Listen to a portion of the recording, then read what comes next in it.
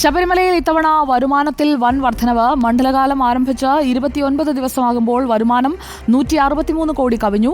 കഴിഞ്ഞ വർഷത്തെ അപേക്ഷിച്ച് ഇപ്രാവശ്യം തീർത്ഥാടകരുടെ എണ്ണത്തിലും വർധനവുണ്ട്. പ്രവീൺ പുരുഷോത്തമൻ നൽകും കൂടുതൽ വിവരങ്ങൾ. Praveen Purushothaman, good evening.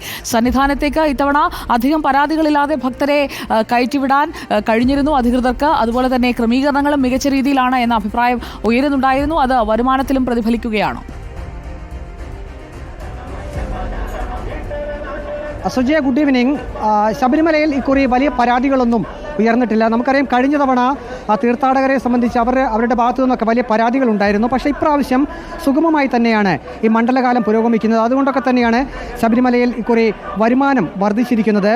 29 ദിവസത്തെ കണക്കെടുക്കുമ്പോൾ ഇതിനോടകം തന്നെ 22,67,956 ഭക്തർ ദർശനം നടത്തിക്കഴിഞ്ഞു.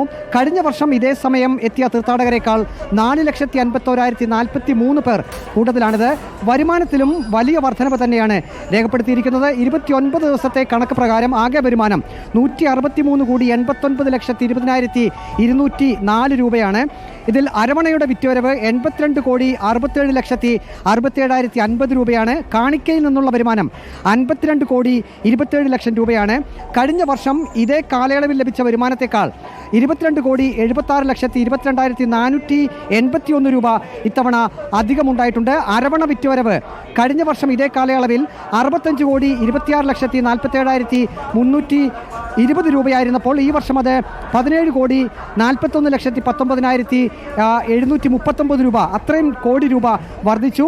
അതായത് കാണിക്കയിൽ കഴിഞ്ഞ വർഷം ഇതേ കാലയളവിൽ ലഭിച്ച തുകയേക്കാൾ 8.35 കോടി രൂപയാണ് അധികം എത്തിയിരിക്കുന്നത്.